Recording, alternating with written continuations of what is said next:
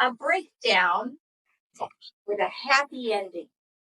Now, this is a speech says about how the universe actually tested him if he truly wanted to be James. Hey! Let's go.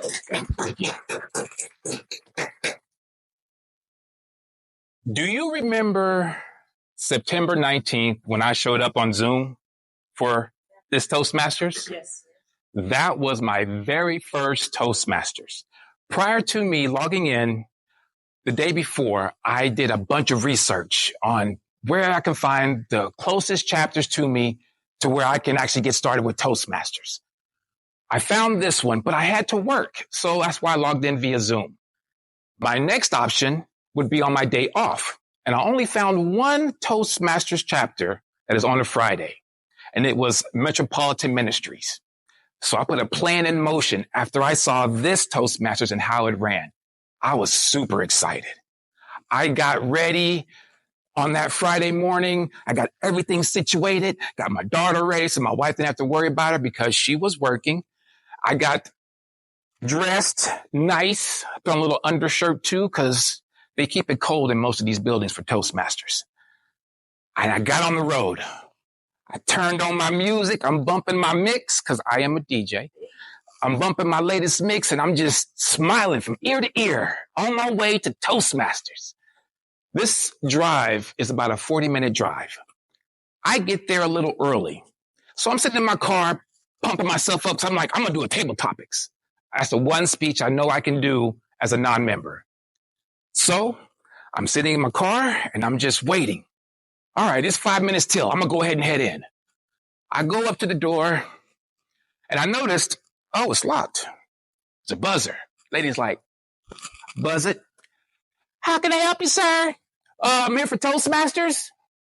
I come in, I'm smiling. I walk up to the desk. She's like, you're here for what? I said, I'm here for Toastmasters. She goes, baby, Toastmasters is not today. I was like, what? But it says it on the app. It says Fridays from noon to 1. She's like, oh, baby, that's not today. We got executives in the office today. They're not here today. I was like, oh, man, I drove all this way. Okay. All right. Well, thank you anyway. If I can call somebody for you to make sure, you can probably log in online. I was like, nah, there's a phone number right here. I'll just call them and see what's going on. So I left the building. I called that number. Walking back to my car. You've reached a voicemail of, leave a message at the tone. Hi, my name is James Moore Jr., and I am here for your Toastmasters, but apparently you guys aren't having a meeting today, even though it says on your website that you have it every Friday from noon to 1. Just give me a call back and let me know when the next meeting is. Oh, and by the way, if you could, you might want to update your website to make sure people don't just show up when there's not going to be a meeting. All right, thank you. Bye. Now I'm at my car. I hop in my car, put my phone on my holster. I'm a little disappointed, but I'm like, that's okay. There's always next Thursday when I can come to the next Toastmasters here. Put my foot in my clutch, put my key in the ignition, turn it. Huh? My lights are on. Nothing's happening. Turn it back. I'm like, all right, I hadn't put in the clutch hard enough. Let me try this again. Oh no. Instant regret comes over me. I'm like, oh, my starter's gone. I knew it was gone. It's the only thing that could happen at that point when you turn your ignition, all your lights come on, but nothing happens. Instantly, I'm like, all right, I'm stuck here. Gonna have to get a tow truck. And it's hot. This is one of them days in Florida where, miraculously, there's no clouds and the sun is just beaming. So I get on the phone. I text my wife. I'm like, hey, babe. My car won't start, and I'm sitting in this parking lot. I'm probably have to get a tow truck, so I don't know when I'll be home. My wife calls me back immediately. She's like, hey, don't get a tow truck.